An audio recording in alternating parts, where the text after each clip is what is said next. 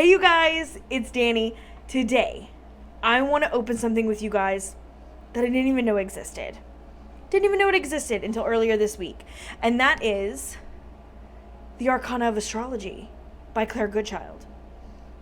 I didn't even know there was this nice box set with a book and everything. I'm super pumped. So let's take a look. All right, you guys, let's do this. Let's open this up. Harness the magic of the cosmos. I have tweezers. It's a strange cutting implement, but it's what was here. This is a really pretty box, by the way. Check this out. It's got these like shiny constellations. It has the symbols along the sides. Really nice box, and we're gonna open it like a present. Ooh, look how pretty. Again, I have no idea what's in here. I'm just assuming because I've never seen it. Oh, this is pretty. Oh, they're nice and big. These look like regular, let the stars be your guide. These look like regular sized, like tarot cards. Regular tarot sized. Let's see. Let's check it out. Yeah. These are regular tarot sized. Pretty awesome. So we have these. Okay, so let's check out the book first really quick. So we have a nice book. Oh, it's colored. So yes, it looks like these are from the constellation deck that she did. We have, let's get to the table of contents and see. Introduction to astrology. We have the zodiac, the planets, the houses, the asteroids. It looks like how it's broken down. Help reading your natal chart. Let's see. I wanted to see if there was any spreads. I didn't glance and see the title page, but I figured this might do. No, it doesn't look like it. Okay, that's cool. So, we'll check out this a little further. We'll pull a card at the end. Okay. Let's check it out. All right. This little thing here. These seem to be better than the Antique Anatomy original cardstock. Let's kind of come on in. So we have Aries, Taurus, Gemini, Cancer, Leo, Virgo, Libra, Scorpio, Sagittarius, Capricorn, Aquarius, Pisces, Ascendant, the Sun, New Moon. Oh, and then we have our moon phases. Kind of flip through these. Full moon, the waning, eclipse. That's cool. Then we have our planets. Venus, Mars, Jupiter, Saturn, Uranus, Neptune, Pluto. And then we have the houses. Now I'm wondering if the colors are significant. Oh, look at that. It's kind of all marked up. I wonder, may have to check that out. I think that's the only one that I've seen like that. Okay. Yeah, so anyway, I wonder if the colors are significant to each of these things or if it was just a, design choice. And then we have the asteroids here. Ooh, Juno is really pretty. These are just basic circular symbols that kind of represent each one of these planetary bodies or constellations. I really like this, the simplicity of it, because I wanted something that could be a placeholder, right? So this was definitely what I was looking for as far as this deck goes. These are the backs, which are really pretty. I love how it's still that cream colored background. So even if I wanted to use it against one of the other decks in her collection, I feel like it'll all really flow well. And it's neutral, so it can be put with just about anything, really. Like I said, the backs are really pretty. They're not reversible, but that's okay. I don't really feel like they need to be for this. This is not really a reversible deck. Yeah, these are way better to shuffle. So let's go ahead and pull a card and see what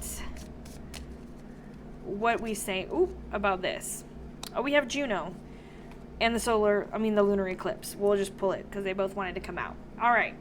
So let's check out what the book says on Juno. All right, Juno. Let's see. Here we go.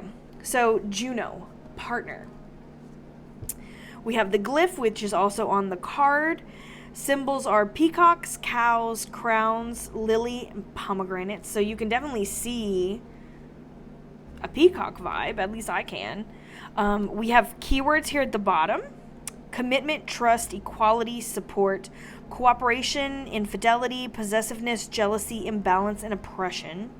So we have in astrology and in a reading. So I kind of want to glance. So just getting that aspect. It looks like everything has got keywords at the bottom. So that's neat. I like that.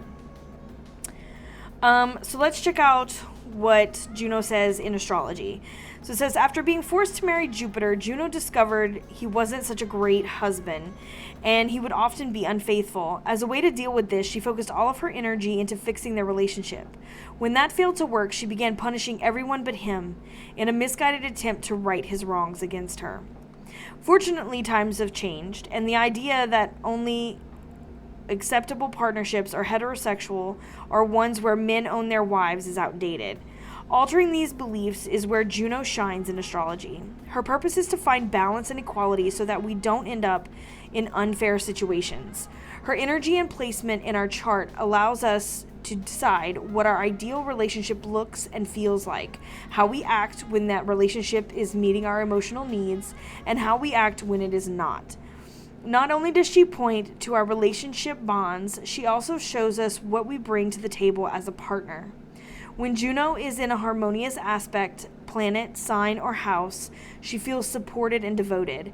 When she is not in harmony, she manifests this need for commitment in unhealthy and destructive ways. So that's really cool. Okay. In a reading. When Juno appears in a reading, it is time to take a look at your relationship and evaluate what is working and what is not. Make sure your focus is not only on history of the relationship, but also the possible future of it. Juno never makes a flippant or sudden decision. She looks at every possible angle of a situation. It's the perfect time to make a list of the pros, cons, or indiscretions.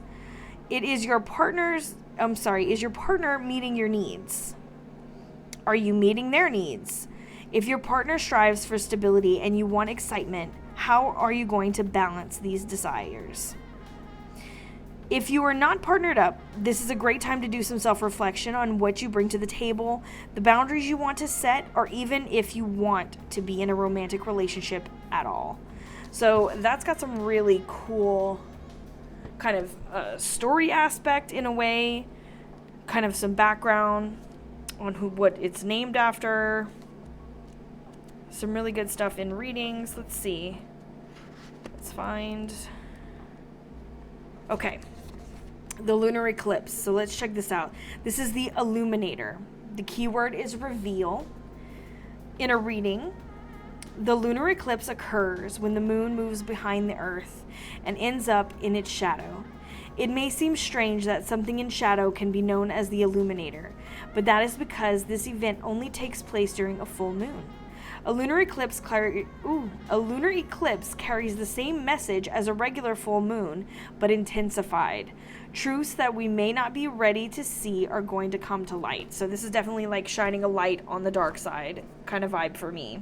So this is really cool. And I love how after reading that, you can see how much they go together, especially in a relationship, reevaluating and making sure that everything is balanced and equal. Are you meeting each other's needs? Is this working? Is this not? Is communication open?